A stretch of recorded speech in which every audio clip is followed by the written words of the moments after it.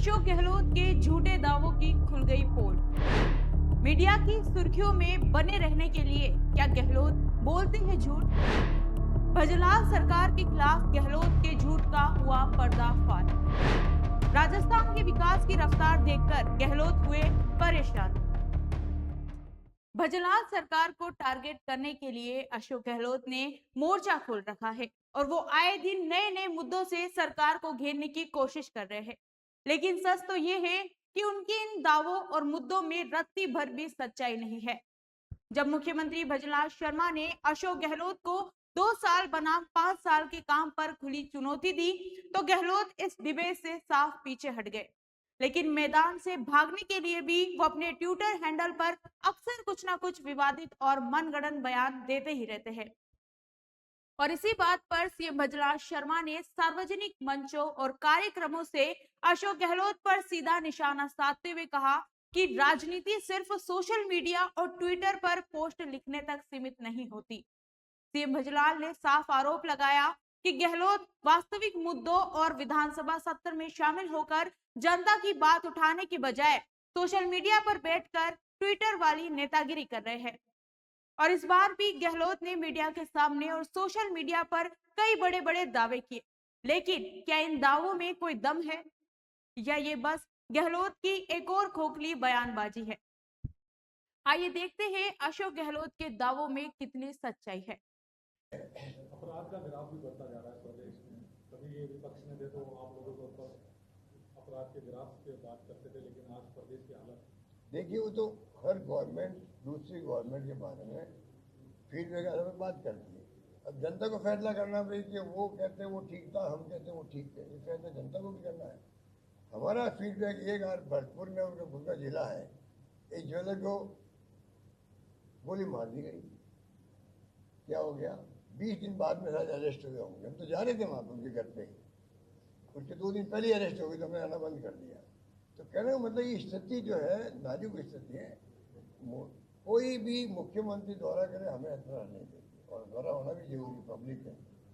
और आप हिसाब लगा लीजिए, भजनलाल जी जो हमारे पंडित भजनलाल जी मैं कई बार कहता हूँ, कोई कहते हैं पंडित कहना ठीक है, कोई कहना ठीक नहीं है, वो अलग बात है। मैं तो इनोसेंट ही कह रहा हूँ। पर मान लो भजनलाल जी मैं कहूँ मुख्यमंत्री, माननीय मुख्यमंत्री जी, तो मैं उनको पूछना चाहूँगा कितनी जगह राजस्थान में आपने चप्पा लगाई हो या आप दौरे किए हो, कितनी जगह आपने जनसुनवाई करी वहाँ पर, कितनी जगह जनसुनवाई से आपने पेपर लेके उनके हल करवाए, वो पता नहीं प्रदेशवासियों को। खाली आप बर्थडे पार्टियों में जाते हो, चाहे विधायक हो चाहे कोई नेता हो, और कहीं जाते रहते हो घूमने के लिए, मान लीजिए दिल्ली जाते रहते हैं, उसका आउटकम तो बताओ प्रदेशवासियों को। अच्छा लगेगा प्रदेशवासियों को, हम भी स्वागत करेंगे, हमारी उपलब्धि हुई है। और जो उपलब्धि वो बता रहे हैं वो के आगे दिखती नहीं है इम्प्लीमेंट होती हुई। अब वो 32 लाख करोड़ की बातें करते थे, अब 32 लाख करोड़ में 28 लाख करोड़ तो खाली सोलर प्लांट थे उसके अंदर। आप बता दीजिए 28 लाख या 32 लाख करोड़ के जो इन्वेस्टमेंट लाए थे, राजस्थान राइजिंग राजस्थान नाम था शायद उसका, कितने विदेशी दौरे किए, सब कुछ किया, फिर बता दिए 28 लाख करोड़ तो उसमें सोलर के, और वो सब ठप पड़े। वो कहते हैं जब तक लाइनें खींचेगी नहीं भारत सरकार, तब तक हम प्लांट लगा भी लेंगे तो बिजली भेजेंगे कहाँ पर, हमें नुकसान होगा, वो सब बंद करेंगे। कौन सी पूछिए, मैं नहीं कहता 32 लाख करोड़ के सब आते कभी आते भी नहीं है। गुजरात में मोदी जी करते थे, हमने भी किया प्रोग्राम, अगर 25 मिनट भी आ जाए तो भी कोई बात नहीं है।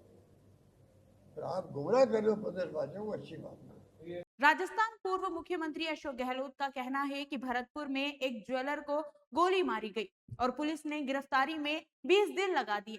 वो तो सिर्फ उनके घर जाने वाले थे, इसलिए डरकर सरकार ने पहले ही गिरफ्तारी करवा दी। लेकिन गहलोत शायद ये भूल गए कि जब उनकी खुद की सरकार थी तब राजस्थान में अपराधियों के हौसले किस कदर बुलंद थे।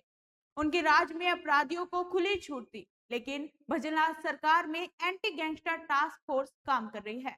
भरतपुर मामले में पुलिस पूरी मुस्तैदी से जांच कर रही थी और कानून अपनी तय प्रक्रिया के तहत काम करता है, किसी के टूर प्रोग्राम को देखकर नहीं। विपक्ष के पास कोई मुद्दा नहीं बचा है, इसलिए वो पुलिस की रूटीन कार्रवाई का क्रेडिट भी खुद लेने की बचकानी कोशिश कर रहे हैं। उनका कहना है कि मुख्यमंत्री भजनाथ शर्मा ने कितनी चौपालें लगाई। दोस्तों, मुख्यमंत्री भजनाथ शर्मा एक ऐसे नेता है जो खुद जमीन से जुड़े हैं। वो लगातार राजस्थान के अलग अलग जिलों का दौरा कर रहे हैं, आम जनता के बीच जा रहे हैं और सीधे लोगों से संवाद कर रहे हैं। और यही नहीं, उन्होंने मौके पर ही जनता की समस्या का समाधान भी किया। ग्रामीणों के साथ समय बिताने के साथ उन्होंने खेती किसानी, पशुपालन और रोजगार जैसे महत्वपूर्ण विषयों पर विस्तार से चर्चा की। और आंकड़ों की बात करें तो आपको बता दूं, अजमेर के कड़ेल गांव में ग्रामीणों की मांग पर तुरंत स्वास्थ्य केंद्र को अपग्रेड करना हो या सिक्कर के जाजोद गांव में खिलाड़ियों के लिए तुरंत भव्य खेल स्टेडियम की घोषणा करनी हो, सीएम भजनलाल ने हर जगह मौके पर फैसले लिए हैं। और यही नहीं, प्रतापगढ़ में बुजुर्ग की तीर्थ यात्रा की इच्छा पूरी करने के लिए, डूंगरपुर में खेल और पशु चिकित्सालय की सुविधाओं को बढ़ावा देने के लिए और कुशलगढ़ में भ्रष्टाचार के खिलाफ तुरंत एक्शन लेते हुए अधिकारी को एपीयू करना। दोस्तों, ये दिखाता है कि सरकार कितनी एक्टिव है। इसी के साथ अशोक गहलोत का कहना है कि मुख्यमंत्री भजनलाल शर्मा ने कितनी जन सुनवाई की और वो सिर्फ बर्थडे पार्टियों में जाते हैं या दिल्ली के चक्कर काटते हैं। ये आरोप अपने आप में हास्यास्पद है, लेकिन वो ये नहीं जानते कि एक मुख्यमंत्री जनता की सेवा के लिए ही इतने प्रयास करता है।